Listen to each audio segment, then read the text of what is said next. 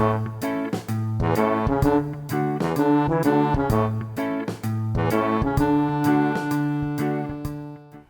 I'm Denise Waterman for South West London Television here in the pod, and we're now continuing our up close and personal series with Wandsworth Council councillors, and today I am joined by Sarah McDermott. Now tell us what your role is in the council.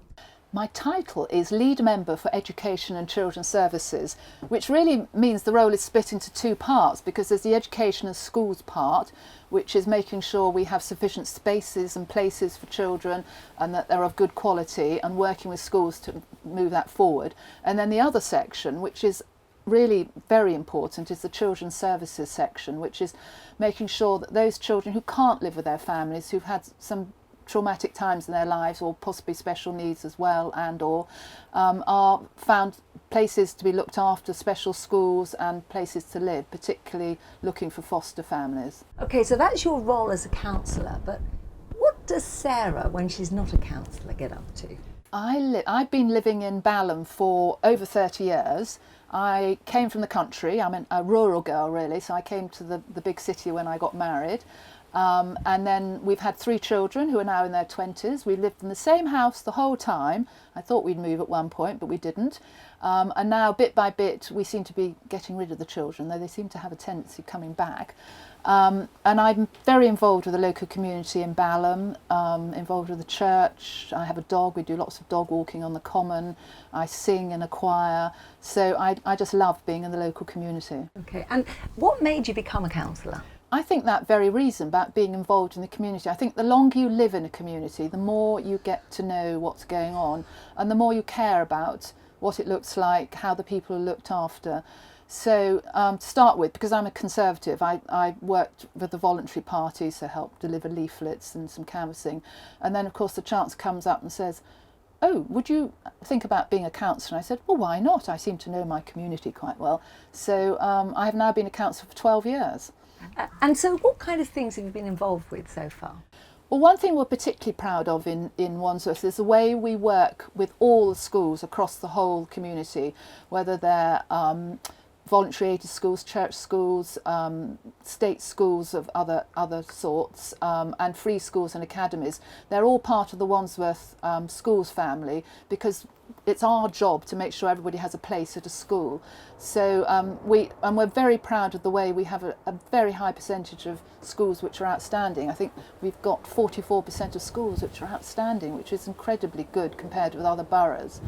And then obviously we're working with any schools that need support. We make sure we have officers who go in and help them, but there are more good and outstanding than any other. Okay. And you've also got some new schools that have popped up.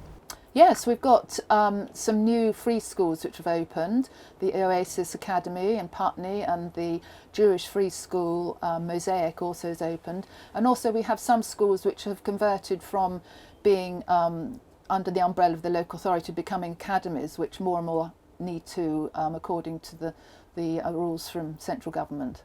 Now, I met you just a few days ago at an event at Battersea Power Station. Yes. Explain a little bit about what all that was about. We were holding what's called a corporate parent event. We as councillors are responsible for making sure all the children that are looked after, i.e. those who don't live with their parents, are given just as good support as if they were in a family. So we have to make sure they have good schooling, their health is good, etc. And particularly important that as they grow older and start to leave school, that they have a vision for where they want to go next, their careers. So we thought it would be a brilliant idea to link up with some businesses to ask them to come into the sort of Wandsworth family to help look after children and young people who are moving on in life. So they were there to offer apprenticeships, internships, work experience, and they were fabulous. They really did step up to the plate, and we had a really good turnout. And I think the 2 or 3 looked after children who are leaving care now who spoke so well and eloquently about what they want to do next. Now, we've spoken about what's happened, but what's coming up? And one thing we've just done recently, which has come across really well, is that we got together a group of older children with special needs and asked them what would they put forward as the best things to make them feel included in a school. And they've come up with this brilliant idea called the 10 top tips for inclusion. And it's a nice little poster, and it sets out 10 areas which makes them feel included. So things like include us in school trips, when you go out to play, make sure you play with us in the playground. And I think that's come across very well, and it makes sure, it really encourages schools to have as many special needs children. Obviously the council will give them support, but as many special needs children in mainstream schools, so these children don't have to be sent out of the borough to schools away from their own home and their own area. They're kept back in the borough. So with regard to foster care within the Wandsworth area, give us a little bit of an insight into that. Foster carers are the gems, the treasure that we really want more and more of, because sadly there are more children who need to be looked after away from their own parents for many reasons. And the ideal way to look after them is for them to be incorporated and included as a family member in another family.